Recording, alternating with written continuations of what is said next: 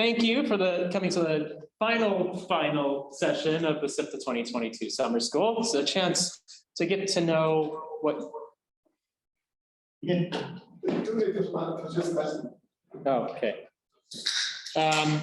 Chance to get to know what's on your mind, what you've been thinking about, what you're interested in, what questions you have for us. So yeah, let's open the floor to discussion and pose any questions you'd like. It's perhaps a very last question, but why imprecise probability and not belief function, possibility theory, etc.? There's a whole set. So why imprecise probability? That's the last question. So perhaps. I think I am going to defer to my illustrious colleagues. I'm happy to join in at some point, but. Yeah. My reason, can I? Yeah. My reason for it. Yeah, so why imprecise probabilities and not other models such as belief functions, or what other models were you suggesting? Possibility theory. Yeah. I think from my point of view, that question has a number of aspects. The first, I think the most obvious answer to that would be that I would find those other models, given the same interpretation that we give to the objects that we work with, namely lower and upper probabilities or lower and upper expectations, given the same interpretation, positive possibility measures and belief functions are much more restrictive in that sense. So they not have the same nice closure properties under operations that these other or that lower and upper provisions have. So the other models are not as complete, not as general, if you want. People often say that, or the people that I've spoken to often say that they nevertheless want to use those models because they don't care about the interpretation that we give to those functions or to our models, and they have a different interpretation, and therefore they will want to restrict themselves to those models. That is fine, but I'm happy with the interpretation of both the epistemic interpretation and the aleatory interpretation that we have, and so I see no reason to restrict myself. That's my answer. May I just say something?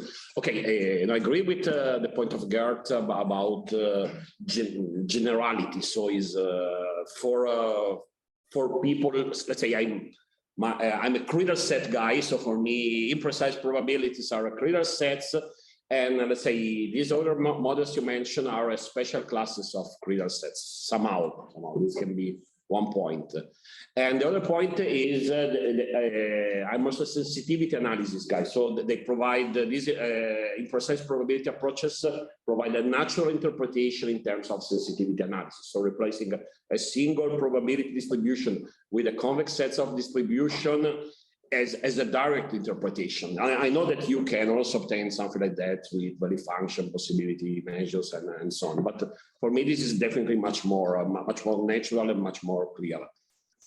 If I can say something on the other side, I would say for me, these other models are completely justified from a computational point of view. So if you have computational advantages, for instance, in possibility theory, this can be a kind of a trade-off between generality and computational feasibility. So I understand that there are situations in which you have to, you need more faster computation, and so maybe it might make sense to use a less general model, but providing faster inference.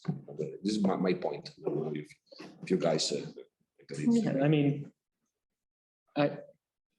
I don't see the competition. I mean,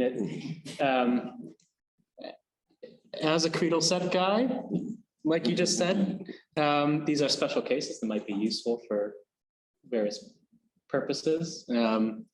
But let 1,000 flowers bloom.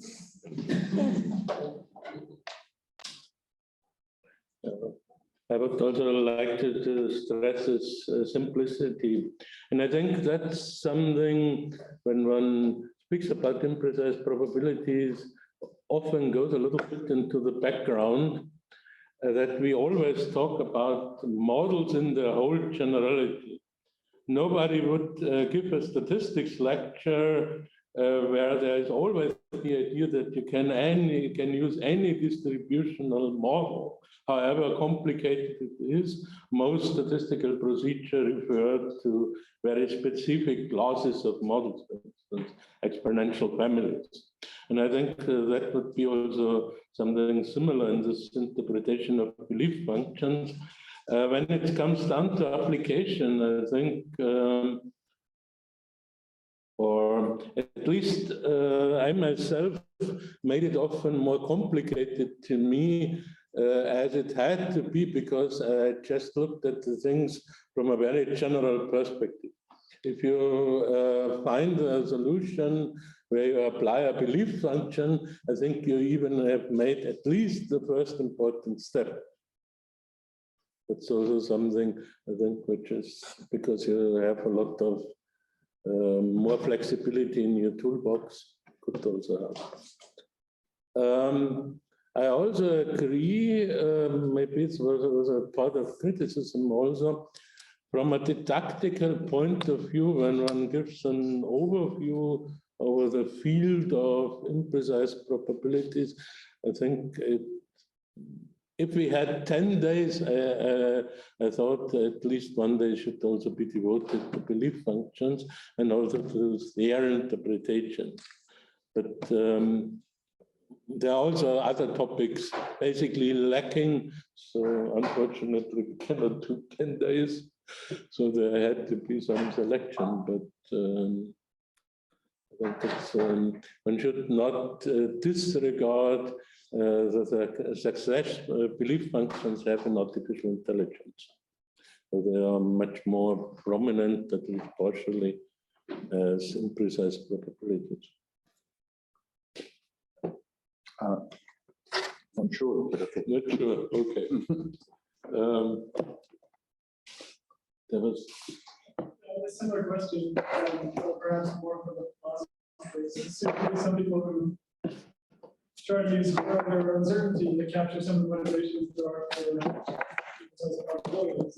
I'm wondering why you think as imprecise probabilities better capture the motivations in the ballpark.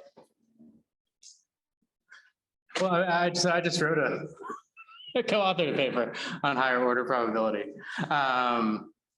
So I don't know if I'm, I don't know exactly where I stand there. I mean, I think both can be used to capture features about ambiguity of evidence, and in different ways. I mean, I think they each, unlike, I want to speak for my co-authors, so I think have something of a different view. I mean, I think they each can capture different features about uncertainty and ambiguity. I mean, higher order probabilities also involve a lot more machinery.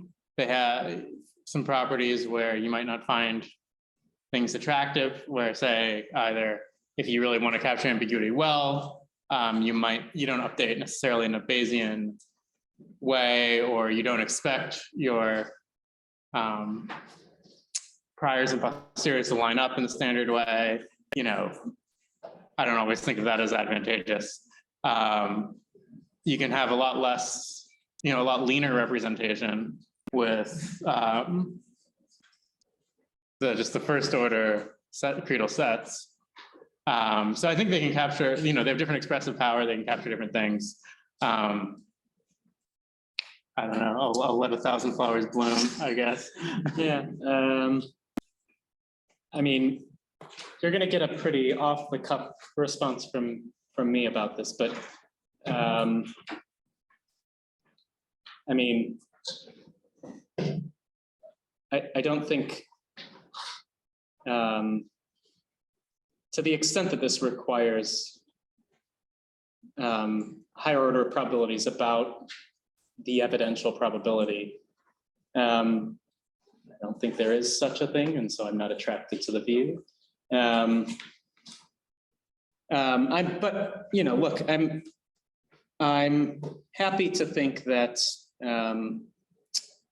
that there is some role for higher order probability in modeling the kind of ambiguity involved in certain kinds of inference problems.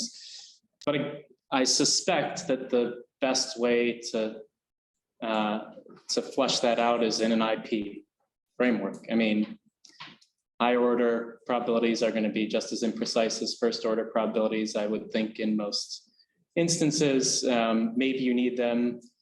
I'm not in principle opposed to models involving higher order probabilities, if I can make sense of what the higher order probabilities, what the probabilities of probabilities both mean, and make the interpretation sufficiently clear in a way that doesn't involve assuming something that is akin to, I don't know, that involves the dark arts. I don't. Yeah, so I don't see them as mutually exclusive, and I don't think they could possibly address some of the motivations for IP. If you have precise higher order probabilities, you're going to have precise comparative probabilities. If you're an expected utility maximizer, you're going to have a total preference order. That's just the kind of thing that IP proponents think is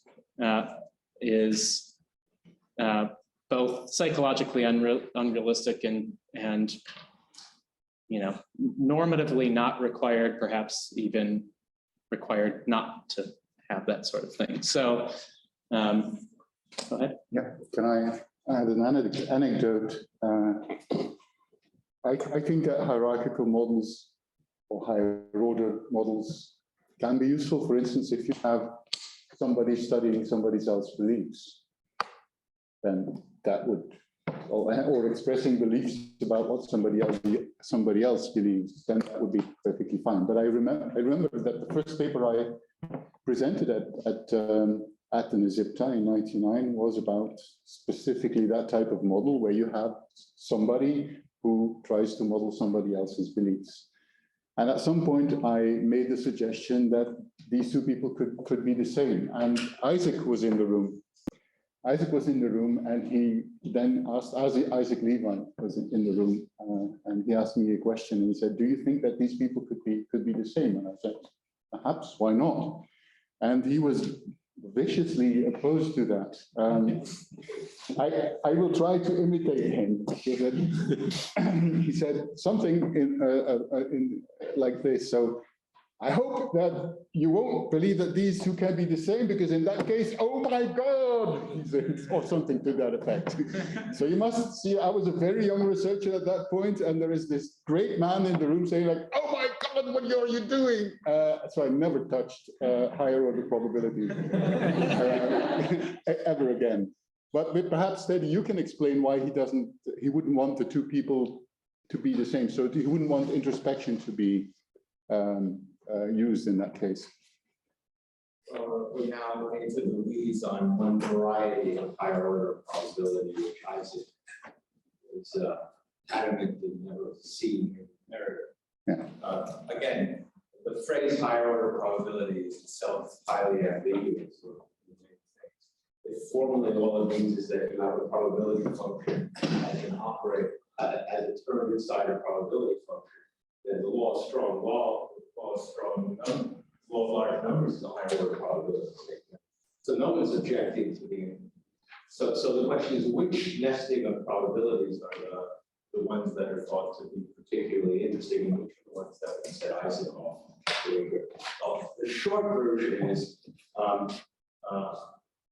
you can think of yourself in the future or in the past as another agent. So he would not have gone like that.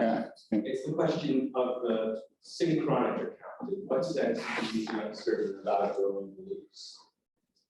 That's the sense in which he took umbrage in higher order probability. We can have discussions why, but the focus of the objection is very narrow, very specific. It's you ought not think of your uncertainty about yourself, if you have any, is involving higher order probabilities. There are none of those that we can talk about, but it's only that narrow.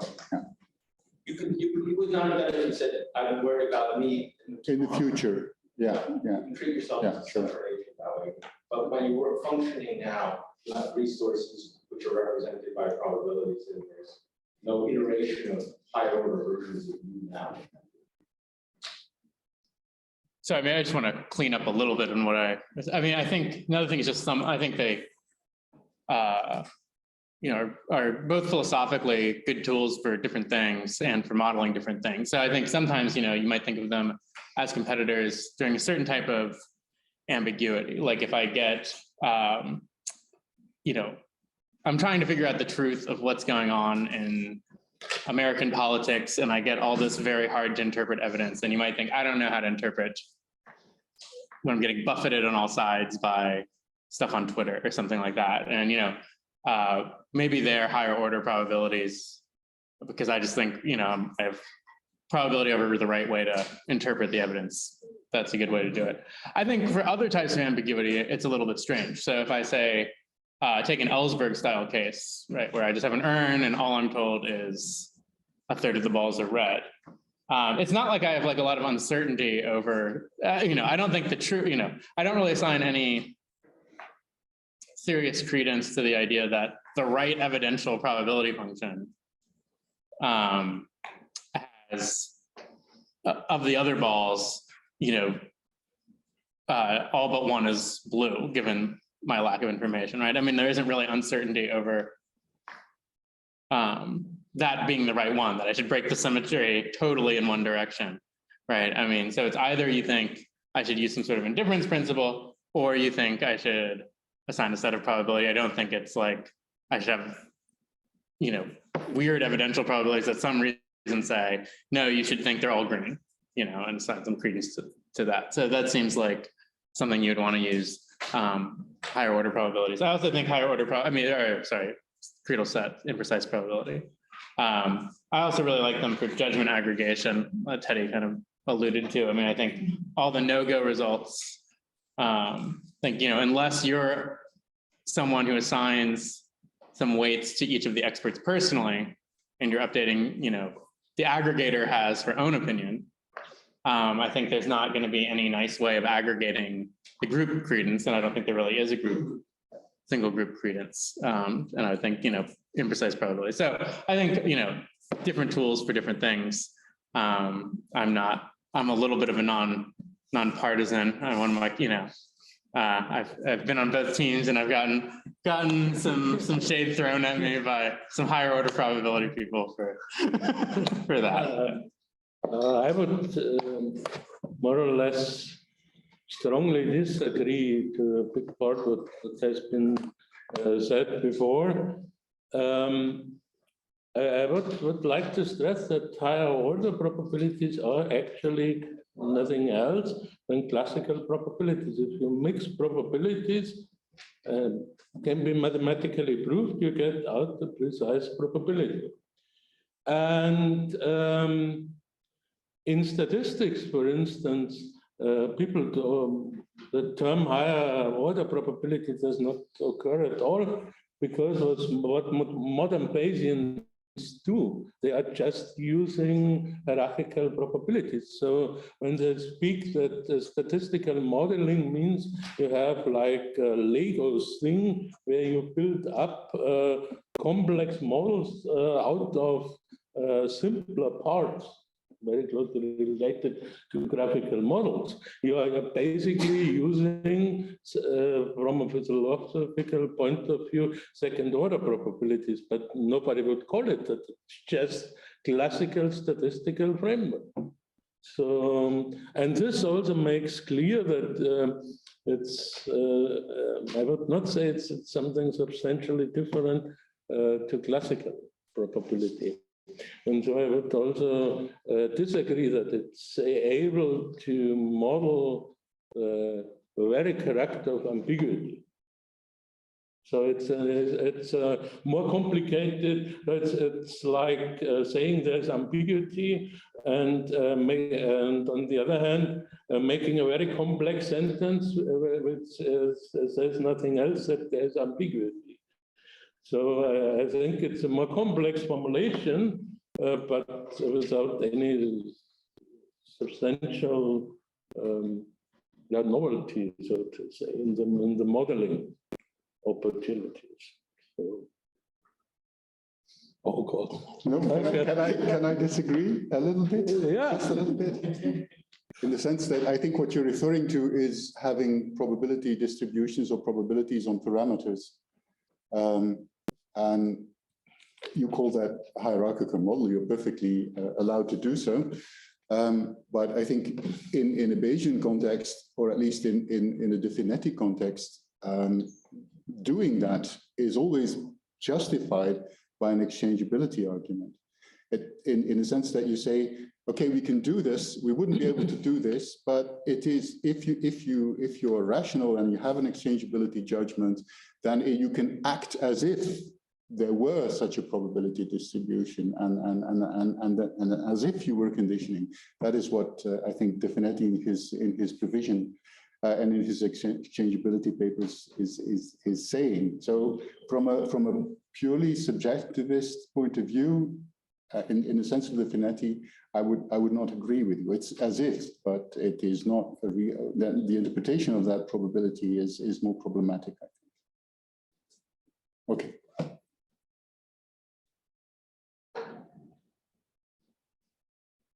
I think it's one of the points where Definetti does not take himself seriously enough.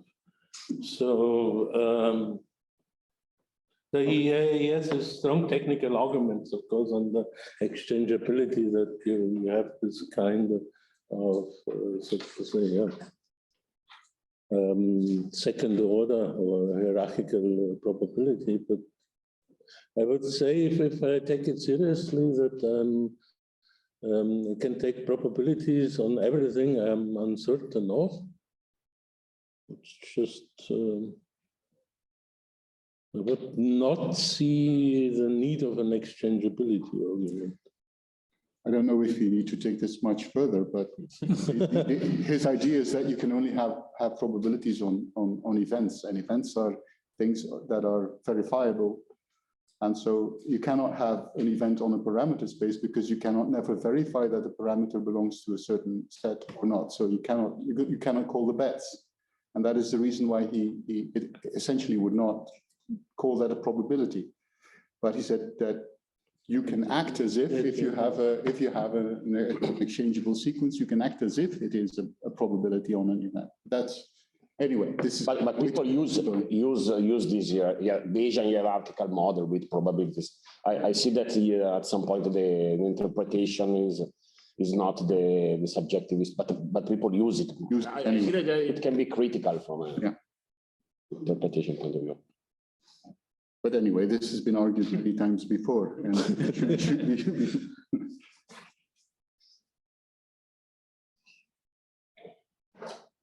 Teddy, you're on the panel. No, I'm not. That's why I'm sitting here, so I can ask a question. So we've been thinking or advertising IT, expanding the meaning of uncertainty, formalizing the meaning of uncertainty in ways we try and show the precise probabilists, either the classical or Bayesian or sort of can't get at. And I'm wondering if there are still important concepts of uncertainty which go beyond imprecise probabilities. Maybe we can't get it, or at least, so I'll confess to a kind of uncertainty that I would love to model. I can't do it with precise probabilities, I can't do it with sense of probabilities. It's very simple. I don't know what the 17th digit of the square root of 2 is. Sorry? I don't know what the 17th digit of the square root of 2 is. Can I say, in ordinary words, I say I'm certain of what that digit is, say it's 10 digits. Is that within the realm of targets that we can use machinery? I don't know how to do it. I'm wondering whether that's yet another kind of uncertainty which exceeds the reach of this probabilistic machine. Certainly, all the theories of coherence are going to give you no algebra, because that's a constant in every measure space, and a constant has one price. There's no measure space which gives you elbow room to say possibly this, possibly that. Because the mathematics is baked into the framework of probability theory. It's part of the structure. It's not in doubt. Anyway, I'm going on. So I'm just wondering, what are there examples where so maybe that one is an extreme one, and we have to say, yeah, that's not fine. But are there other kinds of uncertainty where maybe IP can be used, or it's an open question whether IP can be used, and there's uncertainty? Anyway, I'm just telling you about personal failure. I don't know. I don't want to put Ben on the spot, but Ben has had some collaboration with some folks who have thought a bit about this. Yeah, I've collaborated on other projects, not on this. There's something called Gerber induction, which is primarily invented by someone named Scott Gerber, who's a mathematician, for modeling logical uncertainty. It's what I think of as the most developed framework I know for that. It's very dynamic. So the idea is something like you have initial probabilities, which can be very incoherent, and you learn through some sort of polynomial time procedure over time. And you can sort of prove that they're bounded losses with some nice convergence results. And it all, so you get this mathematical, yeah. So, I mean, in that sense, okay, that's an allowed solution. RJ and I develop rates of incoherence for just that problem. Yeah, I can show you how I can start being incoherent, do computations, and treat those also incoherently by a Bayes algorithm and get coherent. But I take it that's since I am using incoherent positions, that's taboo if we had the first generation SIPTAs. Yeah, I mean, I think that, it's all dynamic, right? It's about improving over time. You can prove things like you'll pick up on any polynomial time detectable procedure, within a certain amount of time, and things like that, even though but that's giving up the strong dichotomy between coherence and incoherence. Yeah, right, but Yes. Why you need something beyond imprecise probability, or maybe I did not understand your example? Well, if the imprecise probabilities are sets of precise probabilities, show there's even one precise probability that is coherent and fails to put all its mass on so I'm asking, what's the probability that the seventh digit is 4? Now, the only coherent distributions are going to treat that as a constant. Yes, but so my lack of understanding of the example is because isn't this a case where maybe probabilities are enough because the uncertainty is yours? So yes, but why you don't like probability? That's my point. Why you don't think probability is enough? Not even sense. Well, I mean, let's suppose I don't know, someone may know what to calculate for it. That the seventh digit is 4. If I now put any distribution other than a point mass on 4, I'm incoherent. If I have uppers and lowers that have values that are not entirely concentrated on 0.4, I'm incoherent. You're thinking that mathematical necessities are they're saying they're random variable. If 2 is a random variable, it's a constant. It's not a it has in no space does it have a value other than one value. Then aren't you an example where then you don't have uncertainty, and then you don't need it for the. But I am in an ordinary sense. I think we all agree I'm correct. I'm being honest when I say I'm uncertain what it is. It's an instance of a species of having to do uncertainty about what the closure conditions say I'm not supposed to be uncertain. It's the difference between what I'm committed to and what I'm aware of. And this is a kind of uncertainty that I personally don't know how to think or do something else. So I'm going on. Thanks. I don't understand why you would increment if you say, okay, my options are probability 1, number 0, or probability 1 to number 1. This is my set value. This is what I was going to do. So I can see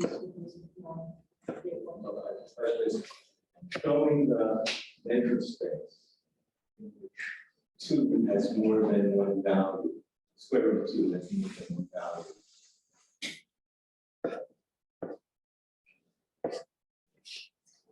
If square root of 2 has more than one value, then 2 has more than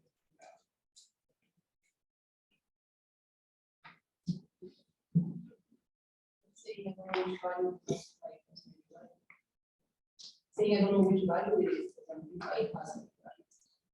Well, if I'm coherent, it has to be analysis. It has to be possible that it's more than one value.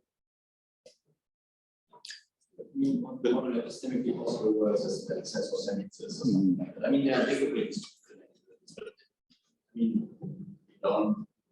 so are you thinking that the domain can only consist of mathematically possible words? I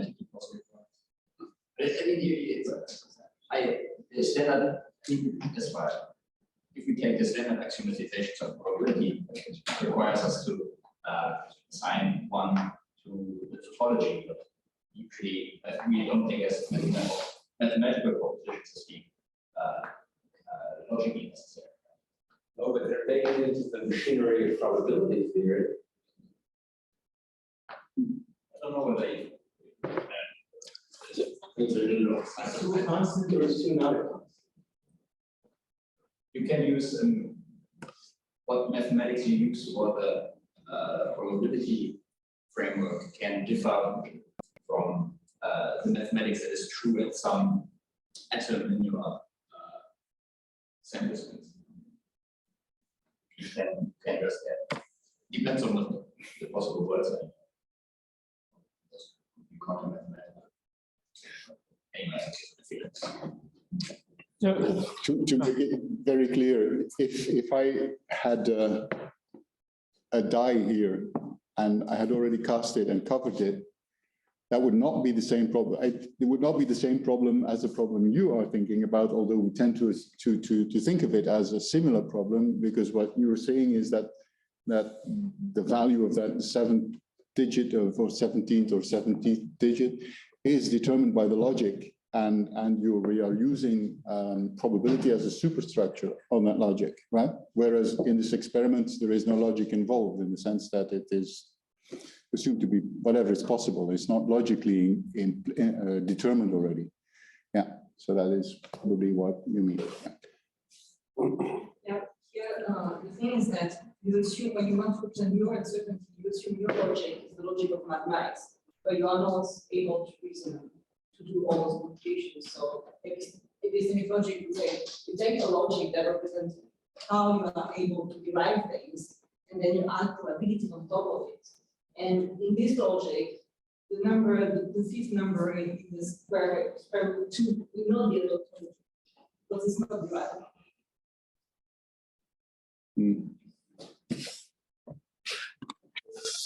Okay. Teddy, would it help? I mean, because it's going to be 2 things. Is how do you represent uncertainty? And I think there are lots of ways of doing that. But then the other thing you seem to be worried about was maintaining some sort of line between coherent and incoherent, right? I mean, those are 2 different problems. So I mean, maybe it would help, but I say just plug Gert induction a bit more. I mean, I don't think there's going to be a fine line, but you would come to things like you would learn over time that the sum of your uncertainty in that it's a 0 or a 1 or 2 or 3 or whatever would have to sum to 1, or it would sum close to 1 as it learned, right? It would that the mathematical statement's negation would have to sum to 1. That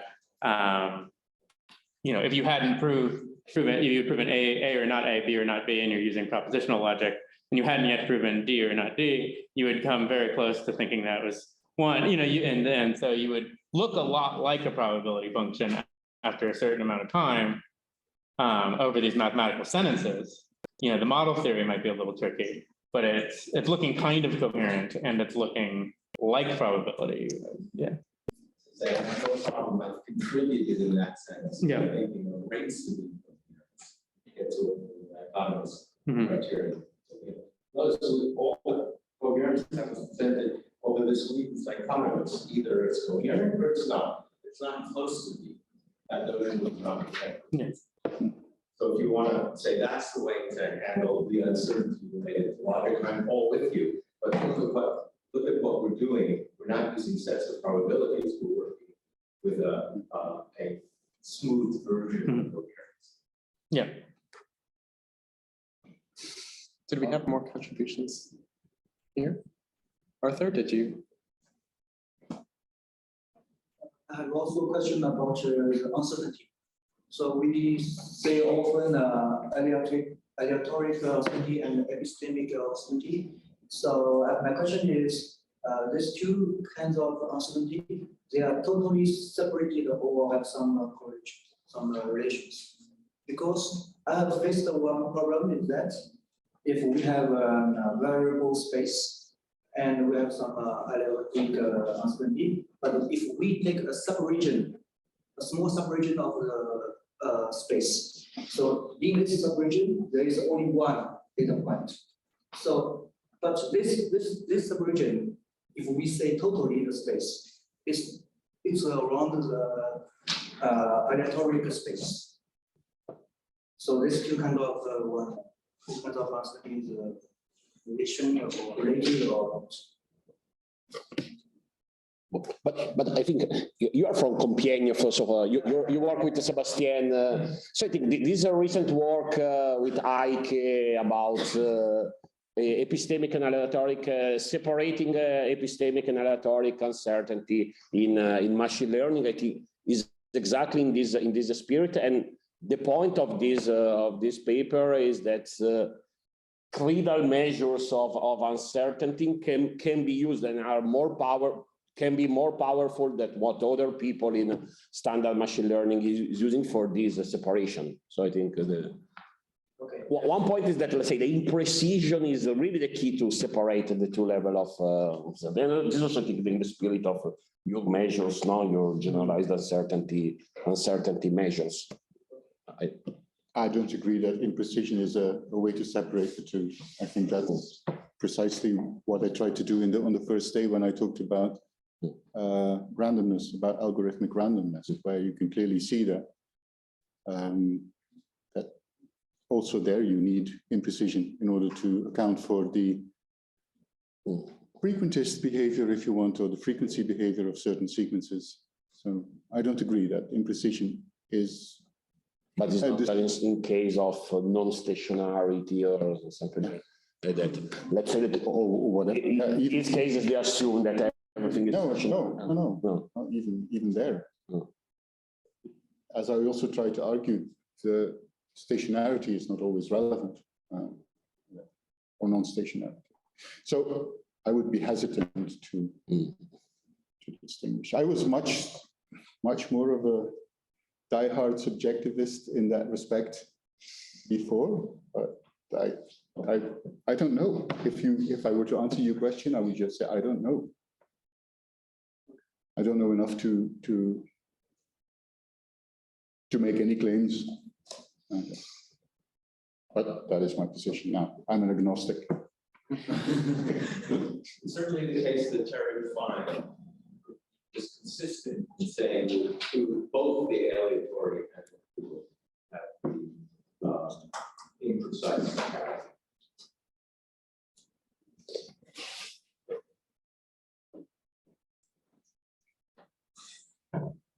I was wondering how you identify this attitude in this framework. I've seen this notion of conservative presentation. In the first presentation, we have this conservative inference, the fact that we have imprecise shows that we are being conservative. Today, I also heard it with reference to scoring rules. How we define our scoring rules represents how conservative we are. And I'm a bit confused. How do we identify risk attitude in this framework? Is the difference between epistemic risk attitude and instrumental risk attitude? So I mean, I think the types of conservativity are pretty different. I mean, it's a conservative inference is a matter of, extending the assessments in a way that includes the minimal amounts of information required by coherence. And conservativity in the talk that I gave today was a matter, I mean, it's not like the two are disconnected. So the more conservative scoring rules are going to incentivize less informative IP models. In that sense, there's some tie, but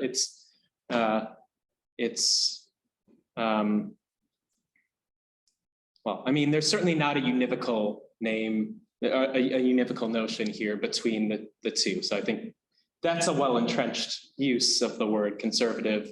The type of conservativity here is something that I think is natural from the sort of debate between Clifford and James and a kind of, I don't know to what extent you are familiar with this debate, but this was in the context of whether or not,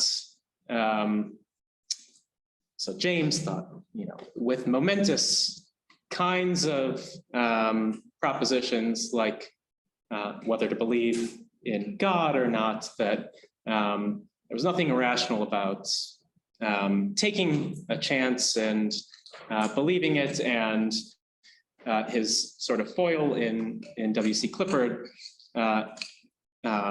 mandated believing nothing that wasn't required by the evidence, and James thought Clifford was only expressing his personal horror at the possibility of being duped. He thought he was being conservative in that sense, and he advocated a more liberal attitude toward belief on these matters. So that, I mean, that's the kind of tradition that this comes out of. The relationship between epistemic risk attitudes and the kind of risk preferences that might show up in risk-averse decision theories. I think there's nothing, well, they're not the same, I think. And it's unclear to what extent, unclear to me to what extent there are any kind of substantive constraints on the way one's practical risk attitudes and the way one's epistemic risk attitudes ought to hang together. I don't know if that was particularly informative response, but I didn't want to have to defend his use of conservative. That's a well-entrenched use of conservative inference is well-entrenched to the extent that I'm muddying the waters by using that terminology for IP scoring rules. I apologize.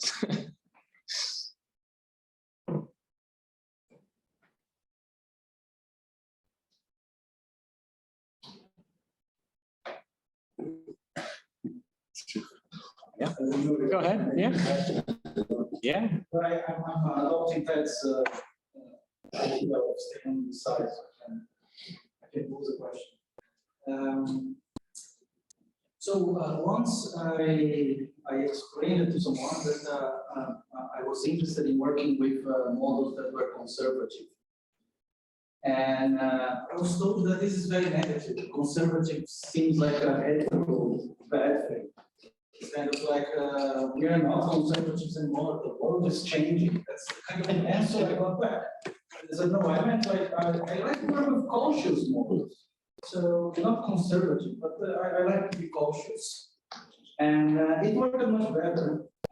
So now my question, is it too late to change the name of Imprecise to probability sets of probabilities, or super precise probabilities, or expressive probabilities, or other kind of things about the name?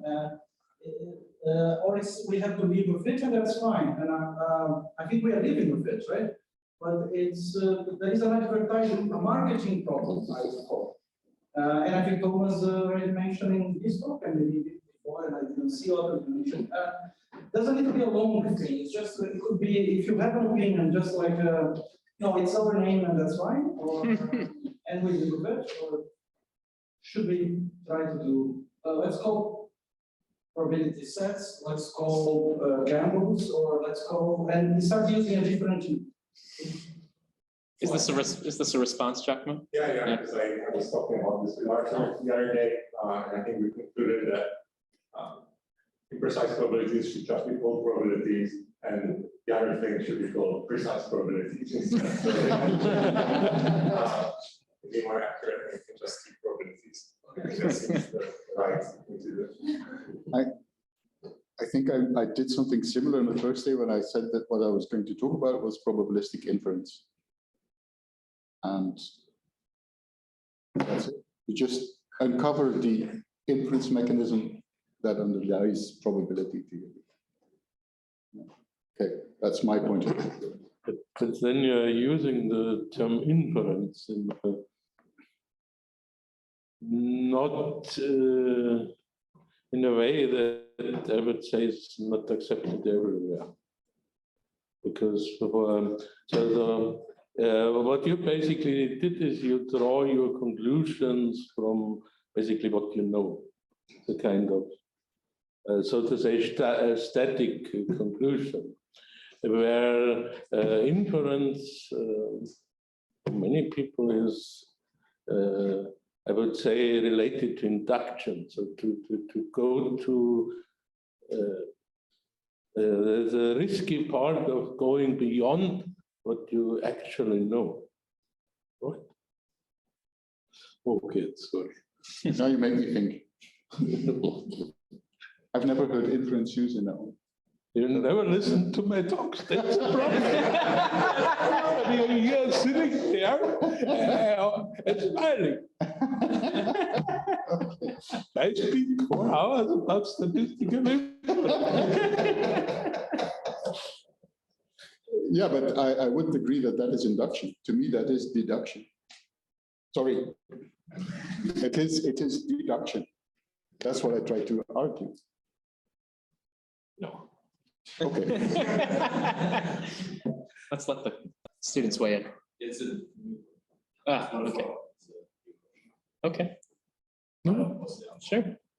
Okay. I was just wondering how permissive you want to be about the scoring rules. What are the axioms that you put down today? I mean, I guess this is a question. Are the axioms that we put down today the only constraints that you think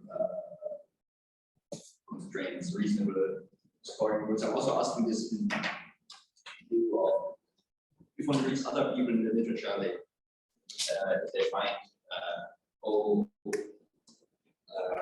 the probability of the Creans function is accuracy dominated by another Creans function relative to some strictly proper scoring rule, then typically those authors would say there are no situations ever where you should adopt the dominated one. So they seem to be like pretty restrictive about the set of accuracy measures that they want to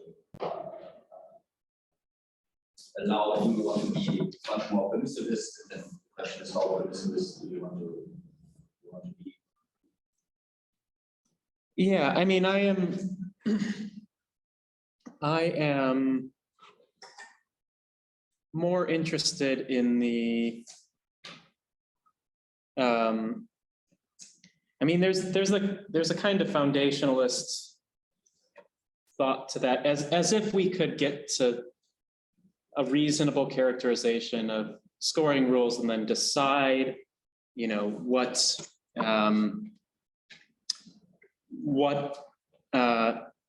kinds of creedal states or what kind of updating strategies or whatever are impermissible strictly on that basis. I mean, I see this unsurprisingly through the same lens, I think, as Jim Joyce, who was my supervisor, where the game of constructing scoring rules, the role that they play, at least in epistemology, is figuring out which epistemic norms, coherence axioms, norms on updating, whatever, what the kind of maximal coherent package is. We want to find scoring rules that sit well together with the norms we have.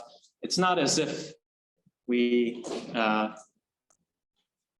need to be able to specify the scoring rules entirely independently or justify our choice of them entirely independently of the norms.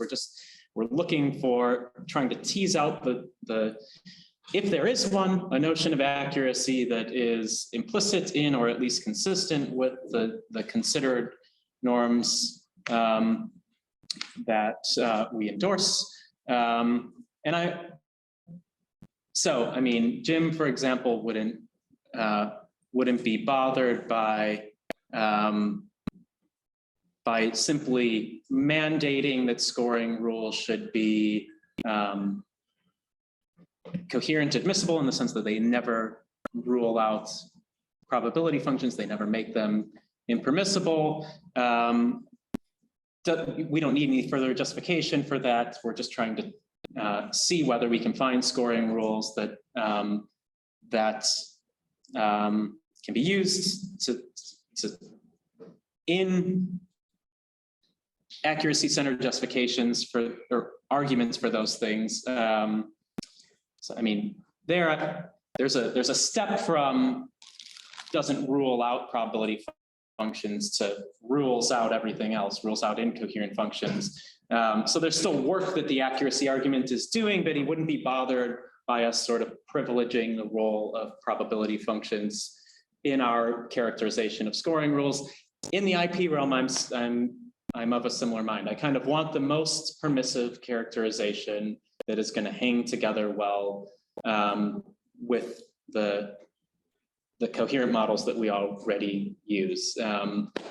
So I would aim to be maximally permissive within those kind of bounds. I want tools that we can use to train neural nets and run in other applications that incentivize the use of coherent sets of almost desirable gambles that incentivize us to update in a particular way. And if it turns out that when you tease those out, there's a kind of natural story to tell about the properties that those things have. They depend on type 1 and type 2 error in a certain way. There's a kind of reasonably independent story that you can tell, justification that you could give for the axioms, even if it's not entirely independent of our considered judgments about coherence and so on, all the better. Then I think the whole package is stronger for it. Yeah, but I guess that's where I would fall on. Right, so, does that? Yeah, I mean, you don't want to justify your scoring rules completely by the desired end product. I mean, the scoring rules should have at least some. They should have some independent plausibility, but I don't take this kind of foundationalist stance where I can't let my judgments about the target influence in any way the choice of scoring. I think if it was entirely reverse engineered and there was no independent plausibility to them, then it's a fool's errand. I mean, what's the point of it? But the question for the audience. oh, good. So, Go ahead. so what do you think that those people who the literature who say, or seem to imply that if a probability, if accuracy domination relative to one scoring rule means you should never be dominated, like there's no possible situation that you should adopt the dominated probability function. Professor Ludwig be flexible about sort of score, I would say. Would you think they are kind of foundational state?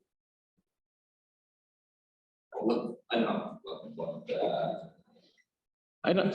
Do you have a sense of where you disagree with them? I mean, I'm not sure. It might help if you told me which authors you had. For example, Okay, so I mean, I think there's a kind of mistake that some people make about that. Well, I think they try. There's a kind of quantifier order reversal that people make, and it's a mistake, and they expect a single scoring rule to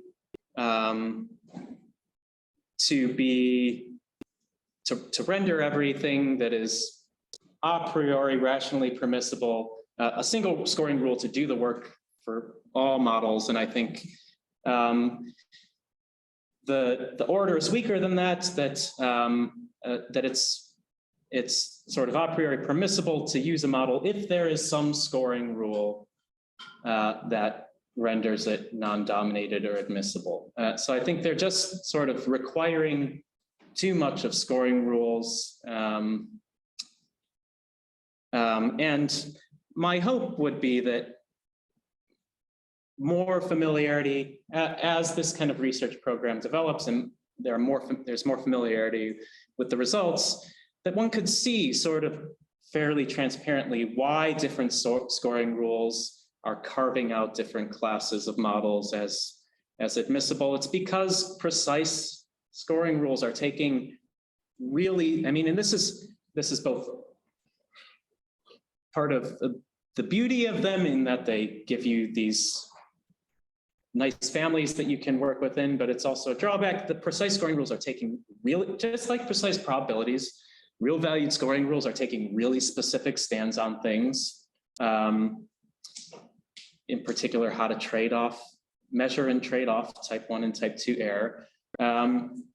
And there are lots of different ways you could reasonably go on how to make those trade-offs. But if you do take a specific stand, then yeah, it's going to sort of restrict the class of admissible models that you can use, given the choices you've made about how to trade those things up. And that's fine. I mean, all of these scoring rules are permissible, and as long as they cover the class all of coherent models, then all coherent models are admissible. I mean, are permissible in some sense. They won't be admissible relative to some of the scoring rules, but they will be admissible relative to others. And I think Kevin has a follow-up on this. Yeah, right. I mean, right. So as Jason was saying, right, the kind of standard argument you get in the literature for propriety is just wrong. Right, like the Lewis Consumer Report style argument for modesty, perfectly reasonable, right?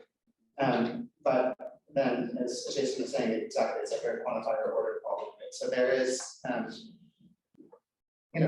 for any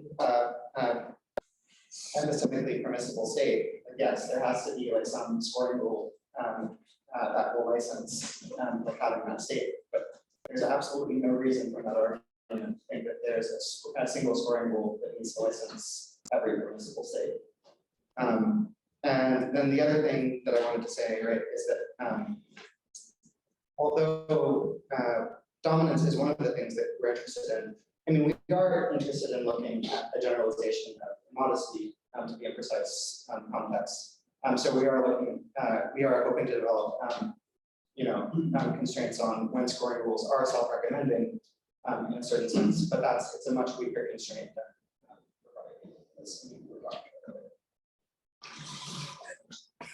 Yeah, I had a question for all of you. It may be a bit, or it may seem a bit strange, but it's something I genuinely would like to know. Given that you're all, most of you are just budding researchers and still have to establish yourselves in the field. It's a problem we've been thinking about for quite a long time, and it is, if there were a journal on imprecise probabilities, would you consider publishing if it were already established to the extent that it would be reasonable for you to publish there? Would you? Is there enough interest in the community and in the field at large for you to consider this? That's a question that I would like to direct at you. I think it's a reasonable question because we wouldn't want to do too much effort if there is no interest at all. Yeah. Just for the second early career research, I would probably be, personally would be cautious about that. I mean, we have kind of priorities to publish like high prestige journals, and I guess it takes, I don't know how it is in other disciplines, but in philosophy, the prestige ranking is extremely steady. It's a long time until people tend to recognize journals as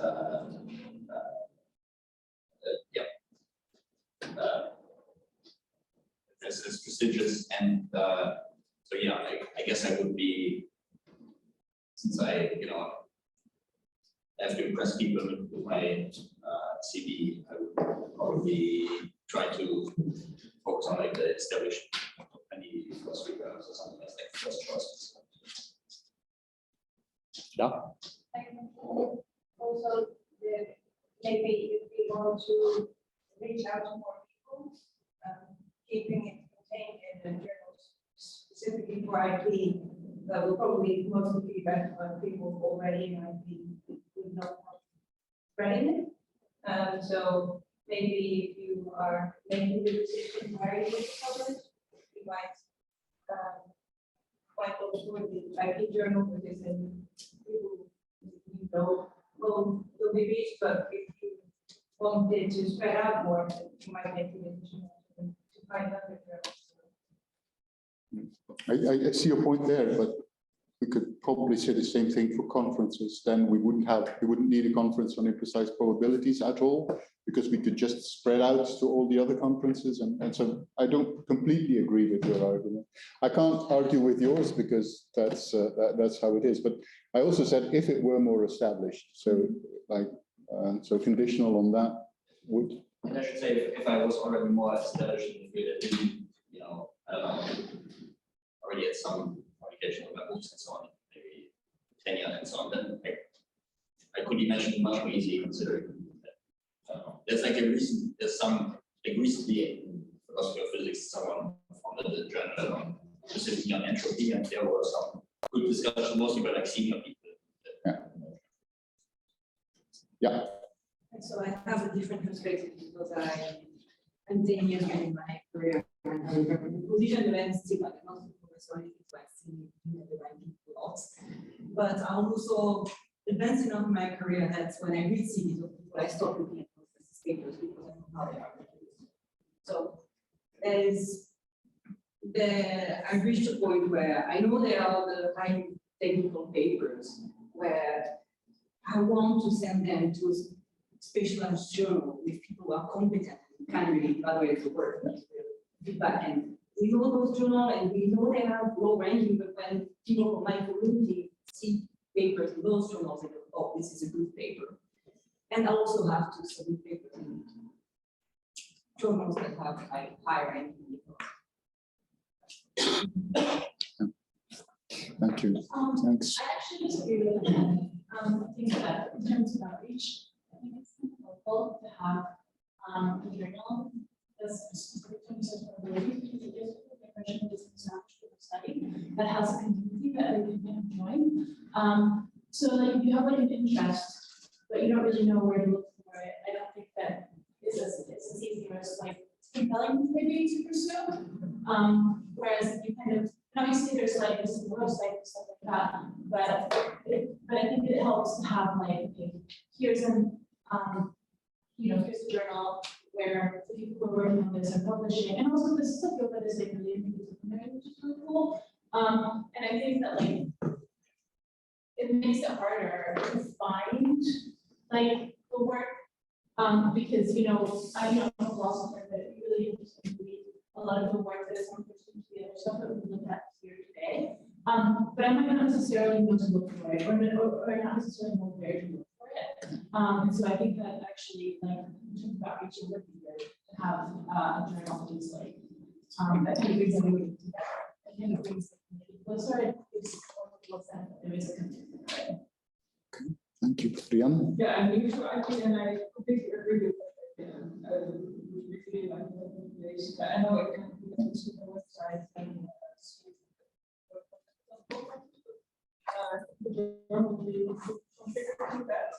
and also I would be happy to send the articles to the journal. So a bit further here, but yeah, I will certainly consider it. Okay. It's not a reaction per se, but more like not a question related to this. What would be included inside? Would there be a journal with everything related to imprecise probability, like even application, philosophy, mathematics, etc.? And related to my first question, theories that are, let's say, refinement of imprecise probabilities that are less generous, like possibility and something like that. I say that because I did some possibility territorially and not imprecise probability in my work. Would that be included or not at all? That's a question. That's my question. So I think that would be editorial policy, but I don't see why not. I mean, if it's a good quality paper that passes the reviews, why not? Yeah. Which, if you want, is the same spirit of SIPTA. Sometimes we add papers on belief function and possibility. Okay, thank you for your answers in that respect. I think it will help us in our ongoing discussion about whether it's been going on for about 15 years.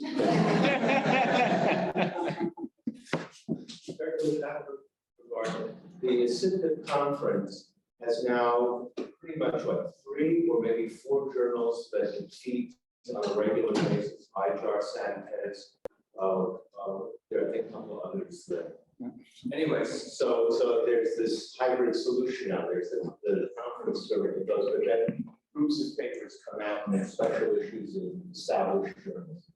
So that's the compromise that we've struck now at this point. Yeah. Are there remaining questions? Yeah. Yeah, not exactly a technical question, but more like global idea. I think that the fact that you are assigning like lower bounds and upper bounds to the probability seems a little bit overkilling, because it's a probability. It's like this is the probability that something is going to happen. So adding extra bounds to that seems to me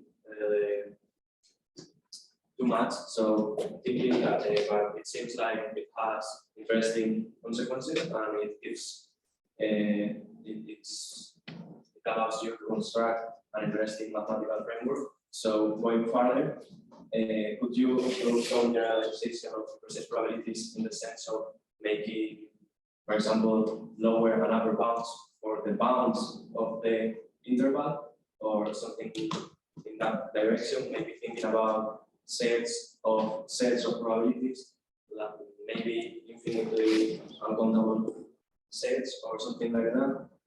I mean, there is quite a lot of work on sets of probabilities already, but I don't know if it's exactly what you're hoping for. If the point was, well, I mean, maybe it is what you're hoping for. Yeah. So there's lots of work on coherent choice functions, and analogous work on sets of probabilities, sets of desirable gambles.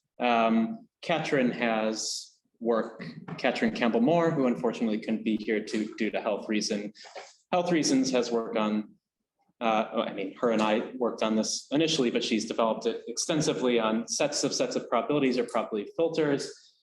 Hertz and Arthur have taken that and run with the filter framework even further. That's all a layer of complication over and above what we've been able to cover here today, but it's a great thought, and it is the kind of thing that people in IP are exploring. Yeah.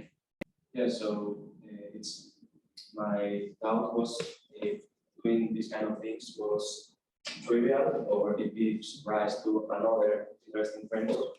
So if it does, it seems to me like a perturbative approach with what the thing that you told us this week was like the first order precise probabilities.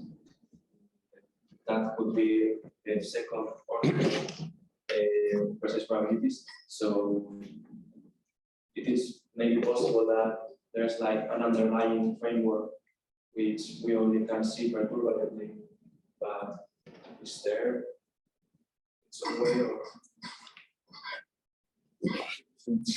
This is a joke. Since I've been working on it, I don't think it's trivial, but it's a bad joke. No, but no, I don't think it's trivial. And I think it's something that can be explored. But you would need to be very careful about how to interpret it. So not anything goes. That's something that we have been trying to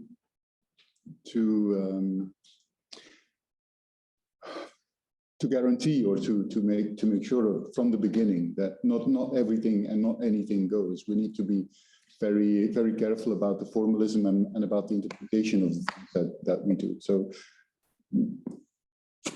most of the things that have been done in this community are not done for the sake of the beauty of mathematics. The beauty of mathematics is typically something that comes along and sometimes we sit back and we say, wow, but we don't merely do it for the beauty of mathematics. I think there's always a reason and an interpretation why we do it. But the other way around is perfectly fine. I'm not saying that doing it merely for the sake of mathematics would be wrong. But I think we would be guided by interpretation and by problems rather than by the need to create beautiful mathematics. That's my point of view. Again, other people might feel differently about that. But I think we solve problems, be they philosophical problems, be they mathematical problems, but the need is for solving problems. Is that a pragmatist view? Yeah, I thought so. Well, maybe no. I see the problems related to the interpretation, but let's say just to build what you're talking something kind of hierarchical, creedal hierarchical. My understanding is that to build such a model, you don't need a new class of models. Let me just say that a creedal set, if you have a set of distribution, you can always describe this as a precise model, and on the top of the precise model, you have a vacuous model, because actually you have complete uncertainty about which ones are the model you want to pick. So you always can move up exactly as the people in precise hierarchical approaches is doing. But in one case, at the highest level, you have a probability distribution, whatever.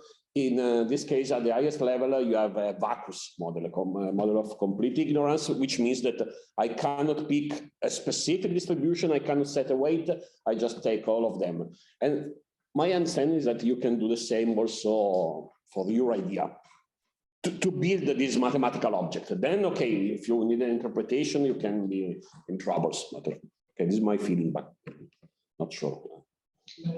On the first point, because I hope that it was possible during this week to see that there are different ways of using all this machinery or toolbox that we have.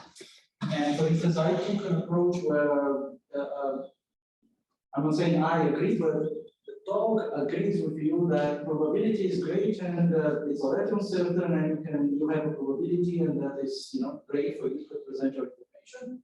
But maybe you still don't know which one is. And then you may perturb, you may enlarge, you may do sensitivity analysis, and there is lots of toolboxes to work with that. That's one way of using the toolbox on this theory. But the other way is that you don't have one, and that goes beyond the first comment that probability is everything, and then no, the set is your knowledge. It's not that it's a correct side. And those two things are very, very different, but they are, you know, let's say part of what this community is trying to make move forward.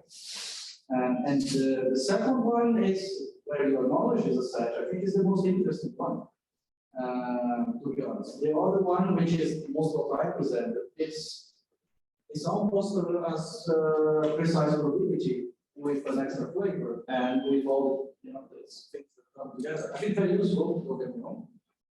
But I think in the long term, the thing would be to say my knowledge is my set.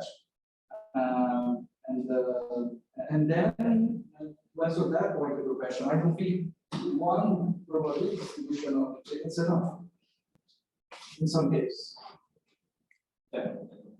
Yeah. But for my part, there one is enough. It's just I don't know which one is, and that's a different interpretation. That's more on the spectrum.